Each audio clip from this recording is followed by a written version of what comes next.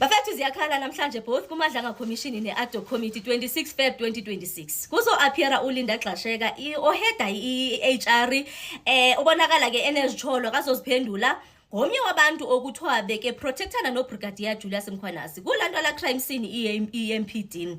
Hayi ke bebethi moso chief xa befuna ukudiscipline uBrigadier Julius Mkhwanasi batshone bevela oLinda Xasheka nguye ngulo futhi okwathiwa yena wathi ayena unomntana omncinci uyayosaba lento engathi edibena no Kate Matlala, and then ke ngokungathi baze bafumana nenzuzo after bengamdisciplinanga bemprotectile uBrigadier Julius Mkhwanasi emiholweni yabo kwathiwa nje xhaxha bu 600k nyana nje, including legal head moso legal head sekegqithile khonapha. So nje wayeke wavela ke phofu nge-10 kaFebruary apha kuMadlanga Commission bacela i-postponement kwathiwa uzaza nge-26 nange-27. uLinda Xasheka silindele yena ke nanku wakuMadlanga Commission izolo bokumele into baku-appeare umuntu wakwa-crime intelligence witness yakhona kwathunyelwa i-sick note engathi akaphilanga.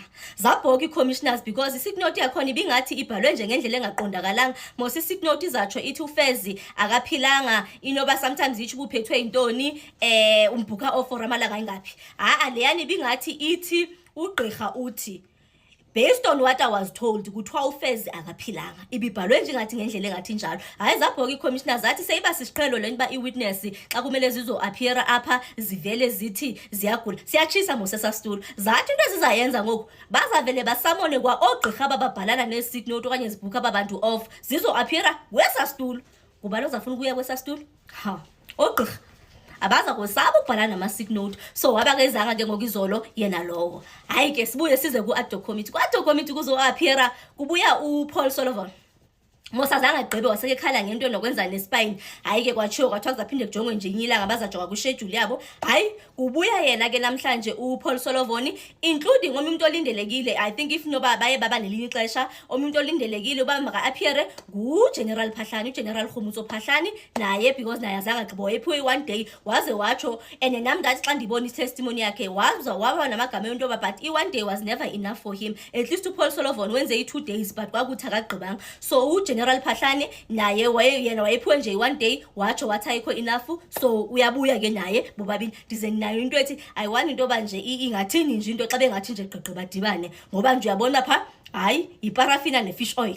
Hayi ke siphuma apha talking about the-Ad hoc Committee. Ad hoc Committee seyicele i-postponement and bona ke phofu into yabo iphinde nje benako ukuchafisa okuthile because banayo into engathi banokudlala nje okuthile. Bake bachitha amalanga kugqitha insuku bengekho kunenanga ama-sittings but still bakwazi into babayofunana nama-extension. Sebephiwe ki-extension bokumele into bayagqiba nge-20 kaFebruary last week. Bomele bagqiba last week Friday but bacela i-extension so bayiphiwe up until end of March. So kusheke ke ngokulomalanga lawo into mabaqoshelise izinto abafuna ukuba bayaziqoshelisa. That's just about it, which is what is going to happen or what we should expect namhlanje nge-26 February 2026. Thank you.